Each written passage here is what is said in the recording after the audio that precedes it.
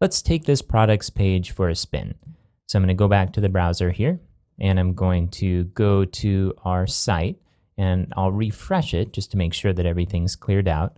So now if we click on My Account, we'll see we have Administer Users and Administer Products here. If we click on Administer Products, we have our product listing right here. We can add a new product, or we can edit or delete this current one. Let's go ahead and add a new one. I'll jump back to our editor and go to the product data page. I'm just going to fast forward copying and pasting these over. Okay, and then I'll click Add Entry.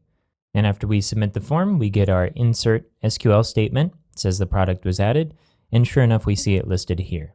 If we want to edit this, we can click Edit, and we see all of our data here. We can change this to 21.99, click Save Changes, and now our entry is different here. And finally, we can delete this.